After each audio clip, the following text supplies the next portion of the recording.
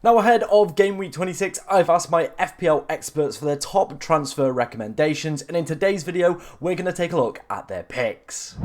Now, before we dive into today's video, we are ridiculously close to hitting 12,000 subscribers. So if you do want to help me reach another milestone on this channel, make sure you're subscribing, liking the video, and getting your comments in as well, as we will try to help as many as you possibly can with your dilemmas. Starting off with our two first picks from our experts, it is going to be Justin Kluivert and it is going to be Otara Dango. Both of these guys are on my radar. Of course, a lot of people are going to be in a very similar situation to me, where Ahmad, it looks like he's going to miss the remainder of the season, so we are going to be looking for cheaper alternatives within that midfield. Of course, Bournemouth's fixtures coming up are great. The other advantage I do like of picking Bournemouth players as well is they do have a fixture in game week 29. Of course, that is going to be a blank game week, and my advice for most people is to try and not use your free hit in blank game week 29. So we need to be having teams that play as much as possible. They've got a decent fixture that week against Brentford. They've also got a fixture against Ipswich in game week 30 as well, which is very interesting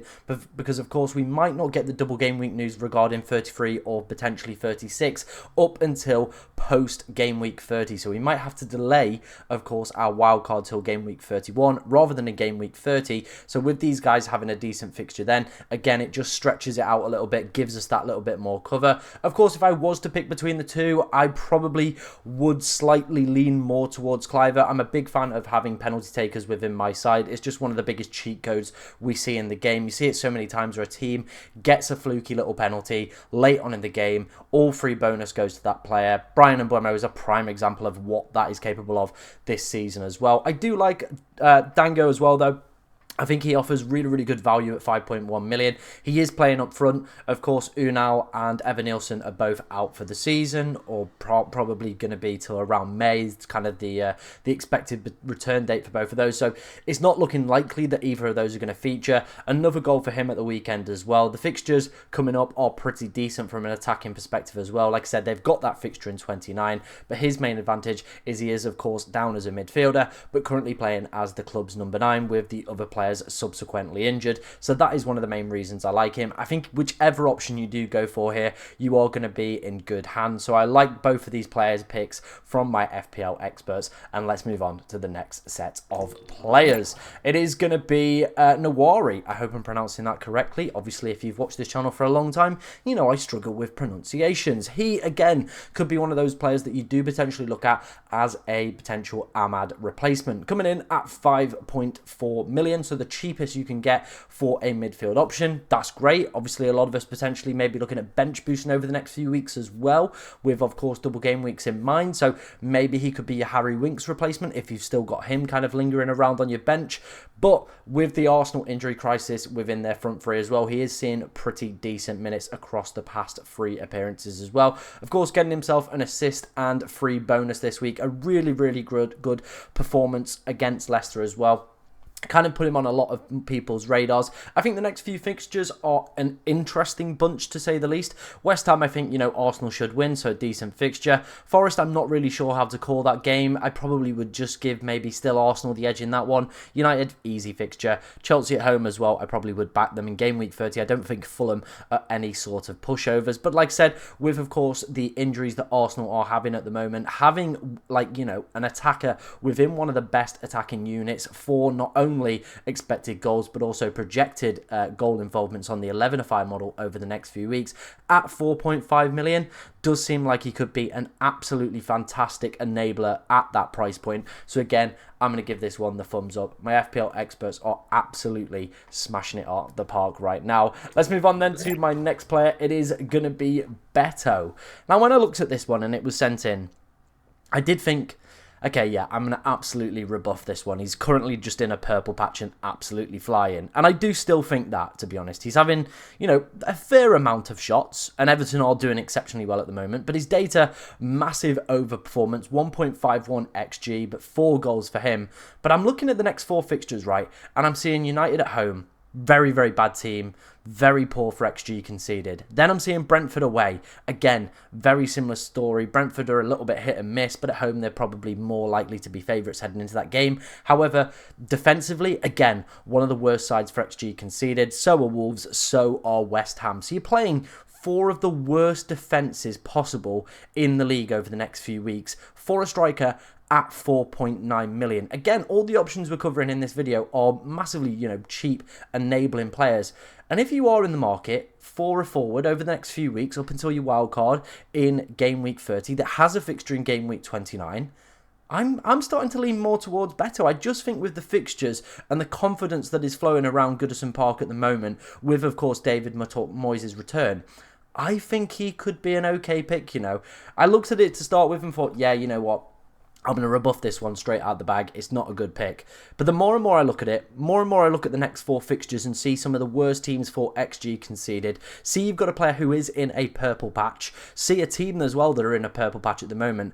I think those could very easily be 4 wins for Everton and could be, goals in every single game for Beto across there. Now, I don't think he's going to be a more longer term option. However, if you are in the market for an enabling striker up until your wildcard in 30 or 31, I think Beto might not be a bad shout, to be honest. But let me know what you think of Beto as a potential option in the comments section below. Let's move on then. Let's take a look at another forward. Obviously, this one's in the more kind of higher priced echelon. It is going to be Matheus Cunha. Obviously, a lot of us owned him earlier in the season when the lad just could not stop picking up points, whether that be goals, assists, or bonus. And one of the main reasons that I do love Cunha is purely down to the bonus. He is a BPS magnet, right?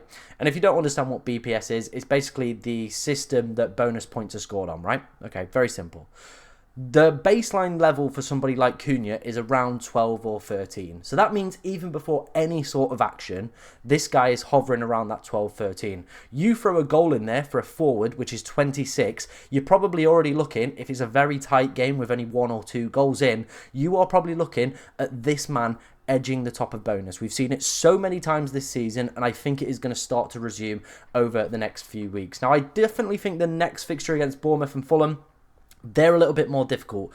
Everton as well, obviously within their really, really good purple patch. But Southampton in 29 is the big one. Of course, I think that's where a lot of people will be looking to have Matheus Cunha for that blank game week 29. Whether you're on a free hit or whether you're looking to build a decent squad heading into that game week. I think Cunha could be one of those explosive players with that week. Obviously had a really good performance against Southampton earlier in the season as well. Back-to-back home games in 27 and 28 as well. I do think this stretch of 5 fixtures could be really, really good. Of course, got his goal against Liverpool again today. We're seeing plenty of shots from him, plenty of shots in the box. He just is the talisman of this Wolves side. There's some better fixtures coming up over the next few weeks for them, but the big one is going to be that game week 29 fixture against Southampton. He's definitely a player I am keeping my eye on, purely because I want to have Cunha come game week 29 with that absolutely incredible fixture against Southampton. So I think over the next few weeks, we're going to start to see more and more people rebuy Cunha, get him back into their team,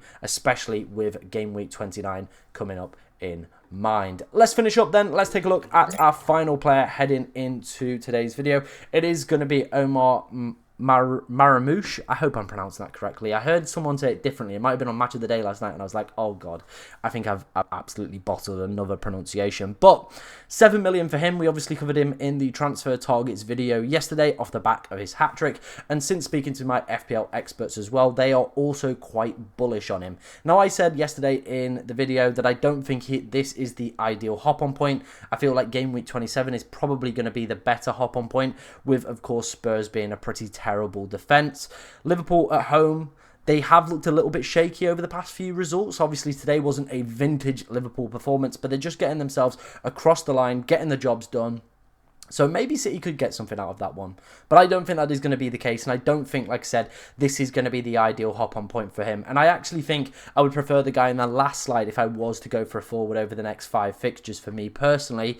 But when we looked at the 11FI data yesterday, we did see that there is starting to be an upturn in terms of those projected goal numbers coming up for Manchester City. So I definitely feel he is going to be one of those players that we do just need to keep an eye on. See what sort of performances he's doing. See what sort of data he is able to put in as well with more and more Premier League minutes under his belt. And I think maybe by the time we get to either blank game week 29 or of course our wildcard in 30 or 31, that potentially could be the point where we do start to look at him as a potential option. But for right now, I probably, like I said, would prefer the guy in the previous slide. 0.2 million cheaper, plays pretty much most minutes for Wolves as well, and he is, like I said, a BPS magnet. Of course, he takes the penalties as well. He takes a lot of free kicks and corners, etc., and is just an overall points machine, a guaranteed points machine. I don't know if Marmoush is going to be the same level. Let's just wait and see, I think, on that one. I think it's an interesting pick. Definitely one to scout over the next few weeks. But for me right now, probably not a player I'm going to be recommending for you guys to go and buy. That was the FPL Experts video for Game Week 26. Let me know what you think of my Experts picks down in the comment section below. Of course, if you've got any questions about your team as well, get them in as we'll try to answer as many as we possibly can. But thank you for watching today, ladies and gentlemen, and good luck in Game Week 26.